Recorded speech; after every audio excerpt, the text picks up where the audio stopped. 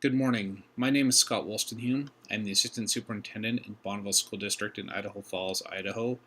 During my career, I have taught high school English and humanities, served as an assistant high school principal, and elementary school principal, and in various district level positions, including Director of Assessment, Director of Technology, and Director of Human Resources. But more importantly, I'm the father of 5 beautiful children, all of whom attend school in the Bonneville School District.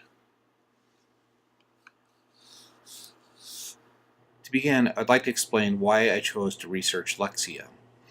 In 2016, the Idaho legislature adopted a new bill that required reading interventions for at-risk readers in all elementary schools. The legislation specifically required interventions that are research-based. Intervention programs must provide continual monitoring of student progress, embedded formative assessment, and instructional adjustments. Legislative mandates for reading intervention are not unique to Idaho.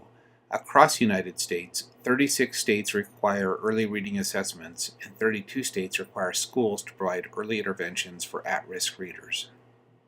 These efforts have achieved some success. Results from the National Assessment for Educational Progress, the NAEP, showed an increase in mean reading scores from the early 1970s to 2012. In 4th grade, for example, students' mean reading score of 221 points was 13 points higher than their 1971 peers. Students typically learn to read in stages. 2nd grade becomes a pivotal point in students' reading development. As students enter 3rd grade, the focus of instruction shifts from learning to read to reading to learn. Consequently, if students have not developed the ability to read, they begin to struggle in all aspects of their learning. Often this leads to failure in later grades and dropping out of school. To help students develop the ability to read, early elementary teachers provide instruction in 5 fundamental areas: phonemic awareness, phonics, fluency, vocabulary, and comprehension. These areas are the core of early reading instruction.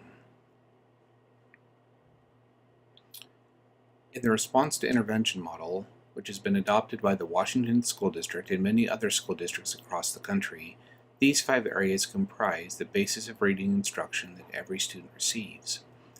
Known as Tier 1 or core instruction, teachers make instructional decisions for all students in the class, and all students receive the same level of instruction and the same basic curriculum. In Tier 2, where some students struggle to learn, teachers provide small group interventions. These are more intensive instruction focused on developing specific skills where teachers work with students to close their gaps in learning. In Tier 3, teachers provide more individualized intervention and instruction, and that is focused on the students with their most severe needs. Instruction is explicit, highly systematic, and individualized to each individual student's needs. Computer adaptive instructional programs, like Lexia Core5, are often purchased and implemented by school districts to provide Tier 2 and even Tier 3 interventions for students. The premise of using computer adaptive instruction is that software programs can provide individualized content and pacing to students to match their current level of development. For teachers who have 20 to 30 students in their classes, this is an almost impossible expectation. This approach to differentiated instruction has strong ties to behaviorism. As early as the 1950s, B.F. Skinner, a founding father of behaviorism, created teaching machines to provide individualized learning and feedback to students. Skinner theorized that these machines would provide more effective instruction to students because of their ability to provide immediate feedback and reinforcement to students, as well as providing learners with more autonomy and control of their own learning. Today, students use computers more frequently for learning and practicing basic skills than any other learning task, according to this study by Gray, Thomas, and Lewis. This screencast from a 2nd grade student in the Washington School District shows how students interact with the Lexia software program and how they receive immediate feedback from the software. What we don't see is that behind the screen, the software is dynamically adjusting instruction based on the student's correct and incorrect responses. These first few moments of the screencast show a warm-up activity where the student is reviewing basic spelling sight words. Following the warm-up activity, we see various learning activities that are based on one of the 5 core areas of reading instruction. As the student progresses through the screens, you'll notice that each level is differentiated according to the student's past performance. In this next screen, she will select one particular activity based on one of the core reading areas of instruction. The first activity that the student selects is a vocabulary activity, where she will select the correct vocabulary word to complete each sentence. Over the past decade, a number of meta-analyses have shown that computer adaptive instruction has a statistically significant influence on student reading achievement, but the effect size is relatively small. This chart shows the relative effect sizes for 5 different categories of computer adaptive instruction. In 2009, Lovell and Phillips argued that software manufacturers' claims are often sweeping, and although they use educational vocabulary, claims of educational gains are not supported by evidence from experimental trials and systematic analyses. Consequently, teachers, schools, and school boards face yet another shortcoming in the amount of reliable and valid evidence to determine whether or not programs are pedagogically appropriate or effective. And that is the basis for the research into the Lexia Core5 program. To understand how teachers influence the effect of computer adaptive instruction, I pursued the following 3 research questions. First, what effect did participating in the Lexia Core5 program have on second grade students' reading gains? Second, what key factors may have influenced the effect that participating in Lexia had on students' reading gains? And third, what common beliefs or practices that may influence the effect of computer adaptive instruction on reading do teachers with exceptional gains in reading share? These questions were organized as an explanatory sequential mixed methods design. In this design, qualitative data is collected and analyzed to explain the results of a quantitative study. To answer the first research question, a quasi-experimental pre- and post-test design was used. To answer the second research question, both ANOVA and multiple regression analyses were used to identify the significant factors on student reading gains. Finally, a qualitative design was used to answer the third research question. This design used extreme case, purposeful sampling to answer the research question.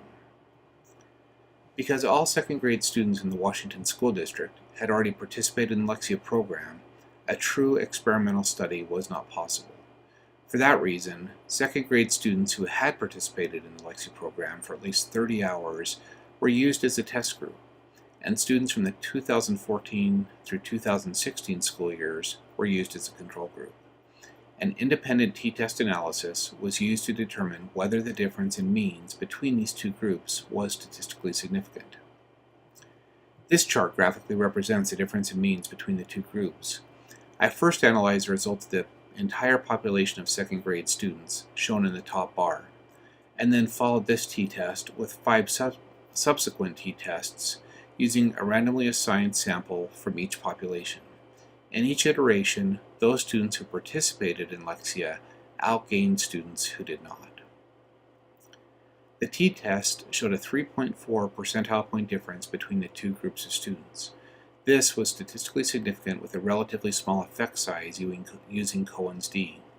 This result converged with typical results reviewed in the literature review that show a statistically significant but small effect size for using computer adaptive instruction for reading, instruction, and intervention. Therefore, the null hypothesis was rejected, and the alternate hypothesis, participating in the Lexia Core5 program may influence student reading achievement, was accepted. To answer the third research question, I used a multiple regression analysis. I began by grouping key factors into the following categories. First, teacher level factors, which included the student's assigned classroom teacher, their evaluation score, as well as their years of experience. Second, student at-risk factors included whether students have been identified for special education or as English language learners, as a racial minority, or as low socioeconomic status. Third, classroom variables included class sizes, or the number of students in a class, and the level of program implementation, or with how much fidelity a teacher had implemented the Lexia Core5 program. Finally, program participation variables included the number of hours students had participated in the Lexia program and the number of levels they had completed. There was one significant challenge to using this design. One key factor, the student's assigned classroom teacher, had over 40 different variables. It was impossible to include this factor with so many variables. So before conducting the multiple regression analysis, I first conducted a one-way ANOVA to determine whether there is any correlation between students assigned teachers and their reading gains. The results of the ANOVA showed an F value of 2.110, with a significance value that was less than 0.001. Using the eta squared method, the effect size was shown to be 0.1, which is classified as a large effect size. Because predictor variables in multiple regression analyses must be either quantitative variables assessed on an interval or ratio scale, or limited value variables with no more than 6 categories, I transformed the teacher variable into an interval scale variable using the mean percentile gain for the teacher's class. The correlation design for the second research question then used a multiple regression analysis to determine which factors had a correlation with student reading gains. Of the 8 potential factors, only 2 were found to have a statistically significant impact on student reading gains. First, their assigned classroom teacher, which had a B squared value of 0.307, and the number of hours they participated in Lexia, which had a B squared value of 0.153.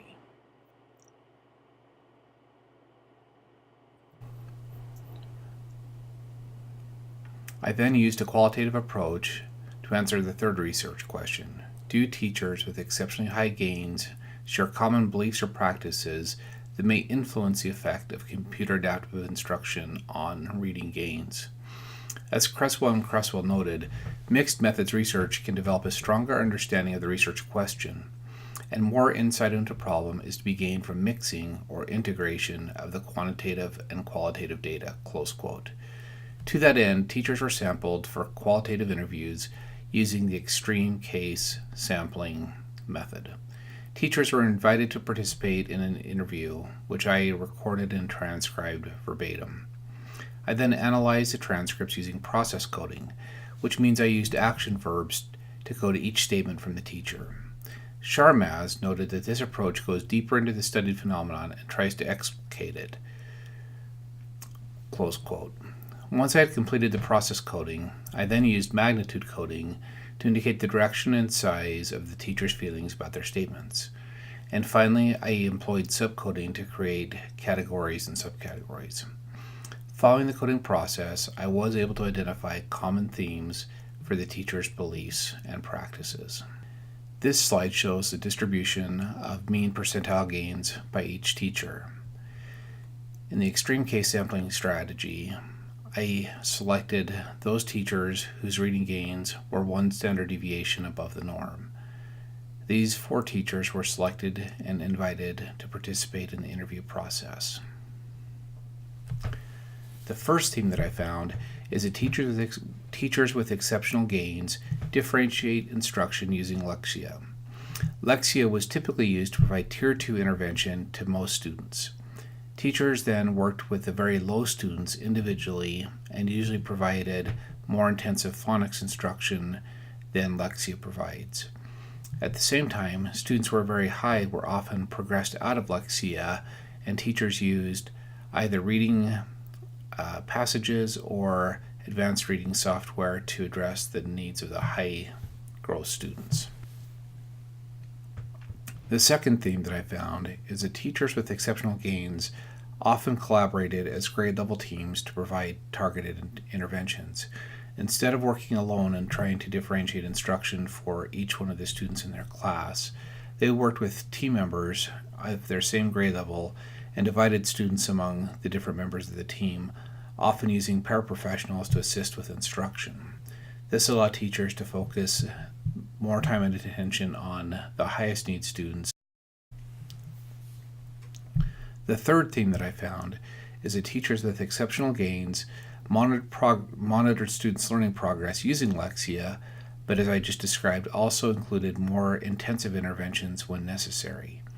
Teachers often referred to using the reports provided by Lexia to know which students needed more intensive one-on-one instruction.